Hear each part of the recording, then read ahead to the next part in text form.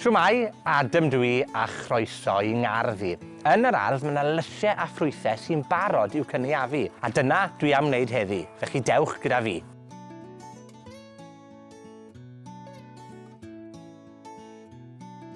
Yn gyntaf, dwi am gynaeafu letys. Mae 2 fath o letys gyda fi, letys coch a letys gwyrdd.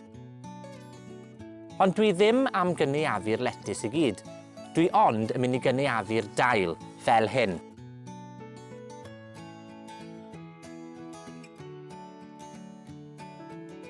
Dwi'n gafel yn y letys yn y canol ac yn tynnu'r deilen lawr.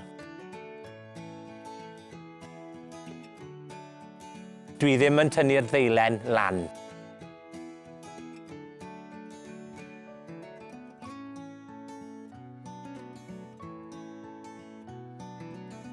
Dyma lle dwi'n tyfu tatws, ac mae'r tatws yn nawr yn barod i'w cynaeafu.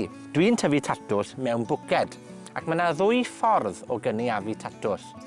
Yn gyntaf, allwn ni archwilio drwy'r pridd fel hyn, i weld pa datws sy'n barod, gan adael wedyn y gweddill i chwyddo a tyfu'n fwy, neu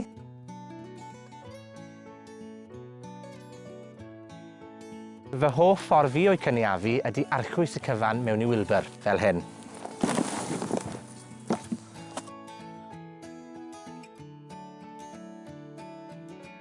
Hawdd.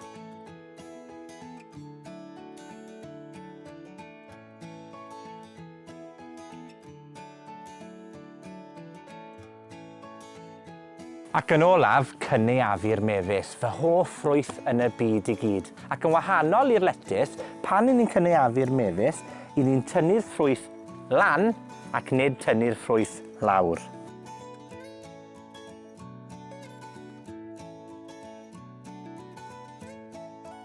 A chofia i gynaeafu yn y bore neu gyda'r hwyr pan nad yw'r haul yn gryf.